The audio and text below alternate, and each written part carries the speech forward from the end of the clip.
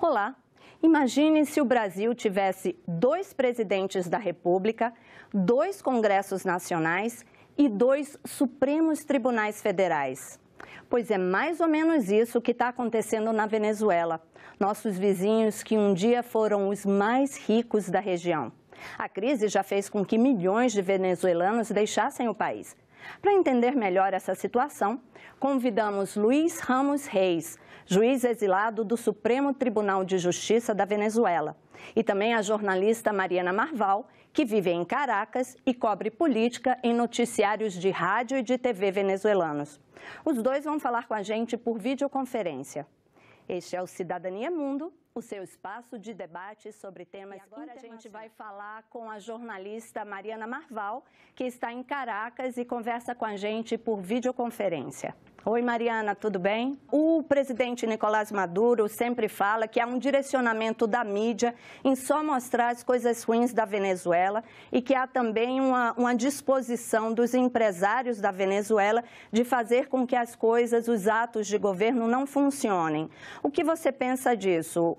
Qual é realmente a verdadeira situação da Venezuela? Andrea, muchísimas gracias por la invitación a ti, a todo tu equipo y bueno, por supuesto quisiera ayudarnos a entender un poco más la situación en Venezuela, que sabemos que es bastante complicado para las personas que no están en el país y sobre todo de otras nacionalidades entender. Hay muchas informaciones e incluso desinformaciones. La verdad de la situación, pues por supuesto cada quien tiene versiones distintas. Lo que yo he vivido como ciudadano, como venezolana y he podido ver en la calle es definitivamente un aparato productivo que ha mermado. Hay fábricas o empresas que se han ido del país, como es el caso de Kellogg's recientemente. Tenemos Pirelli, Goodyear, son fábricas de neumáticos que han decidido irse del país, aerolíneas que han cesado sus operaciones. Ellas alegan, muchos de estas empresas alegan que pues las condiciones no están dadas para seguir trabajando acá en el país, porque es parte de una política económica que, como sabemos, nos ha sumido en una hiperinflación desde noviembre de 2017. La proyección es que este año la hiperinflación cierre con aproximadamente 10 millones%, según estima el Fondo Monetario Internacional. El poder adquisitivo del venezolano ha mermado. Es decir, tenemos un sueldo mínimo en $5 aproximadamente, que son 18.000 bolívares soberanos, lo cual no de oliva, por darte un ejemplo, cuesta $30 versus el $5 que puede ganar un trabajador el mes completo. Entonces, estamos hablando de que se necesitan en este momento alrededor de 2 sueldos mínimos diarios para poder cubrir la cesta básica de un venezolano, de una familia venezolana mensual. Mariana, qual é o percentual da população que ganha realmente um salário mínimo? Andrea, no tengo la cifra oficial, la cifra exacta, pero sí te puedo decir que en Venezuela se habla de 80% de población que es clase baja o de los estratos CDE y por ende en este estrato suelen tener trabajos que ganan y perciben sueldo mínimo. Eu vi em vídeos que as pessoas, que os supermercados estão cheios, que não tem fila para comprar, e vi outros também que mostram que não tem nada, não tem comida, não tem pasta de dente, não tem papel higiênico. Esses 80% que ganham salário mínimo, como que eles fazem para viver? Hay una frase que siempre decimos acá y es: no entiendo cómo está haciendo la gente. Muchas personas están viviendo de remesas, es decir, dólares que envían familiares que se han ido. Para nadie es un secreto pues la alta ola de migración de venezolanos que se han ido tanto a Brasil, Colombia, Perú, Ecuador, países vecinos, buscando oportunidades. Estos venezolanos suelen enviar de vuelta al país a sus familiares remesas, es decir, dólares o dinero pues de la moneda del país donde están, para ayudar a los familiares acá. Es la única manera realmente con la cual el venezolano ha podido pues mantener los gastos básicos cubiertos. Hablando un poco de lo que me comentas de los mercados, Andrea, pues sí, ciertamente, dependiendo de la época, encuentras productos o no. Es decir, hasta hace poco, por ejemplo, te pongo el ejemplo, no se conseguía atún en el mercado. Vimos desde la semana pasada que volvió el atún en lata. Lo mismo pasa con el papel higiénico. Hay momentos en que vas, no hay, y de pronto llega un cargamento y resulta que hay un periodo en el que sí se encuentra el papel higiénico. Por lo general hay mercados de pronto de alta denominación, un poco más exclusivos, y ahí por lo general sí encuentras todo tipo de productos e incluso importados, pero como te comentaba, pues no son muchos los venezolanos que pueden pagar. Falando exatamente da imprensa agora, né? Como é que está o trabalho da imprensa na Venezuela? Porque a gente ouve as notícias de que tem muita gente sofrendo perseguição, presos, detidos. Há isenção na imprensa da Venezuela hoje? Es muy difícil ser periodista en este momento en Venezuela, es un trabajo delicado, tienes que cuidar mucho lo que dices, como lo dices. Incluso pues yo te puedo decir que me autocensuro o de alguna manera digo las cosas de una manera en que yo sepa que no corro peligro al decirlas. Así como me pasa a mí, le pasa a muchos colegas. Ahora mismo te puedo decir que hay 11 periodistas extranjeros que han sido deportados, Andrea.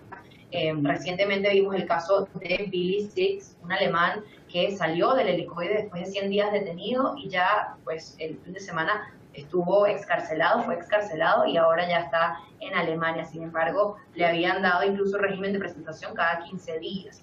Vimos el caso también de Tomek Surde, el polaco, que sufrió golpes por sencillamente ejercer su trabajo recientemente. Ali Domínguez fue asesinado por reportar algunos casos de corrupción, al menos así presuntamente se está pues hablando extraoficialmente. Você acha que as pessoas querem uma intervenção militar? Hay mucha impaciencia, muchos venezolanos que quieren un cambio o una esperanza de que las cosas mejoren, de tener una mejor economía, una manera de, calidad de vida realmente. Muchos venezolanos apuestan a que esto cambie. Ahora bien, no me atrevería a hablar del tema de la intervención militar, es muy delicado, Andrea, y entendemos que la mayoría de los venezolanos quisieron un cambio de una manera negociada e pacífica, não? Por la lei, como deveria haver sido. Aqui no Brasil teve muita polarização nessas últimas eleições, as famílias brigavam porque as pessoas eram a favor e contra um determinado candidato. E houve muita discussão, inimizades. O mesmo acontece na Venezuela, as famílias se polarizaram por conta de ser contra ou a favor de Maduro? En mi opinión, la polarización, Andrea, comenzó hace 20 años y más que por Maduro empezó en la era de Chávez. Ese fue el momento en el cual los venezolanos empezaron a oponerse o a ser muy frontales y incluso se rompieron algunas familias, se rompieron algunas relaciones. Hoy por hoy cada vez parecieran ser menos las personas que apoyan al presidente Nicolás Maduro y esa polarización se ha ido desvaneciendo. Sin embargo, la ideología con la que llegó el presidente Hugo Chávez sí polarizou muchísimo a la familia venezolana. O blackout que vocês viveram, né? O que realmente vocês acham que aconteceu? Porque Maduro diz que foi, mais uma vez, interferência externa, né? E outros dizem que foi falta de manutenção. Mas parece um pouco coincidência que esse blackout tenha acontecido exatamente no momento em que o país vive essa convulsão social? Andrea, el año pasado tuve la oportunidad de entrevistar a Winston Cavas, quien es ingeniero eléctrico. También tuve la oportunidad de entrevistar a José María Viana, quien por muchos años fue presidente de Hidrocapital, ambos expertos en la materia, ingenieros, y ellos advertían que esto podía pasar, que esto iba a pasar, que había mucha desidia, no se habían mantenido los equipos, se habían robado el dinero para hacer reparaciones, para generar nuevos proyectos que pudieran alimentar energéticamente al país. Esto, pues, como te digo, no lo digo yo, lo dijeron los expertos del año pasado. Te puedo decir es que fue la semana que como venezolana ya, a título personal, más difícil que me ha tocado vivir en estos últimos 20 años. Fueron días bastante oscuros, literal y figurativamente, en los cuales no solo tuvimos cortos de luz, sino también de agua, e incluso fue bastante complicado pagar en establecimientos por comida. Muchos tuvimos que utilizar dólares o moneda extranjera, diferentes medios para lograr obtener pues, los bienes diarios, ¿no? Uma última pergunta. Como que tudo isso está afetando as crianças? O que passa na cabeça deles? Es muy interesante esa pregunta que me acabas de hacer, Andrea. Justamente tuve la oportunidad de vivir ese blackout rodeada de niños allegados, mi ahijada, es decir, y fue bastante complicado. Ellos estaban muy nerviosos en el momento en que llegaba la noche. Hacían preguntas como ¿por qué no ha llegado la luz? ¿Por qué no hay luz? ¿Cuándo va a venir la luz? Porque pues obviamente tenían miedo. Pero bueno, sí, fue un golpe bastante duro para los niños y muchos están pues a la espera siempre de si se vuelve a ir la luz, ¿no? Tienen esse temor ahora. Así como lo tenemos también los adultos, la verdad. Mariana, muito obrigada por participar da entrevista com a gente. A gente espera aqui no Brasil que o melhor aconteça aí para vocês na Venezuela. Tchau. Muchísimas gracias, Andrea. Saludos a todos allá. Gracias.